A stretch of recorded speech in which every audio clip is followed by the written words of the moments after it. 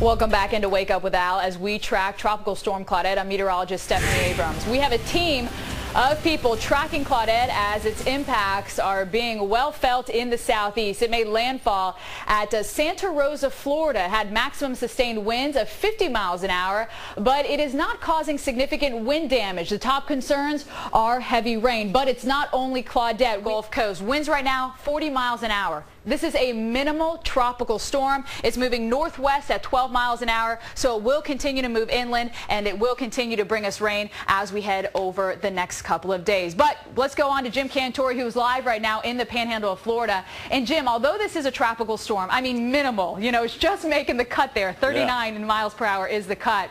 Not a lot of winds and not a lot of rain. So is this kind of setting up the season for people to think, a tropical storm is nothing?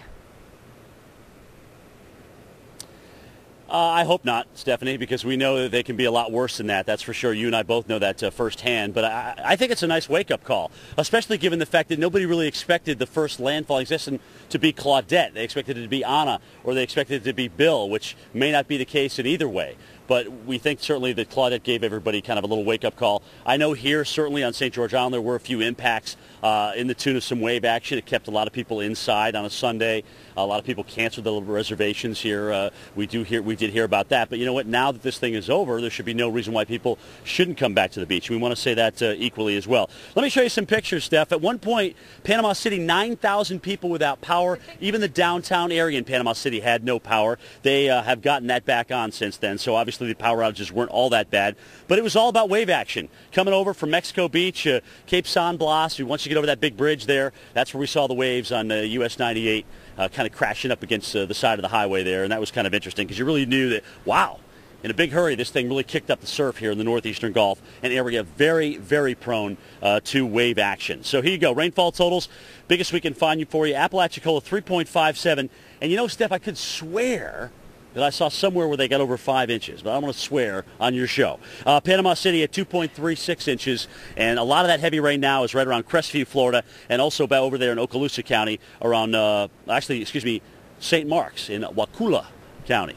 Steph, as events go, this one's pretty much a non-event. If you want to get Lyons fired up, ask him if this thing should be a 40-mile tropical storm right now.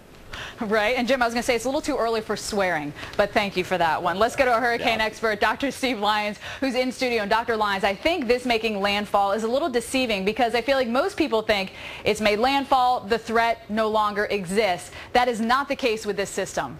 It isn't, and we always caution people with rainfall. The system can completely fall apart. We can still get some very heavy rain inland. You see, the circulation is 40 miles an hour. We can't find a sustained wind around that. It'll probably be dropped to a tropical depression later this morning or very soon. And on the coast, we do have some tropical storm warnings still up, but we're not seeing, as you saw where Jim was, any winds near that strength. The good news is the wind is over. The waves have dropped away quite a bit. And you can see the wind along the coastline is pretty light, but there's still some gustiness in those showers, and that's the problem that's going to linger. Some of this rain is going to continue to move onshore. Right now, it's just to the west of Pensacola, and the bad news is there's still some rain offshore that's going to come onshore. It's going to be pretty wet in Destin over to Seaside today. The circulation is actually going to be pulling toward the north-northwest, and some of this rain may pull into the eastern portions of Pensacola later today. Usually when these things move inland, a lot of the rain offshore dissipates, so that's what we're hoping right now. All right, Dr. Lyons, we appreciate your expertise. But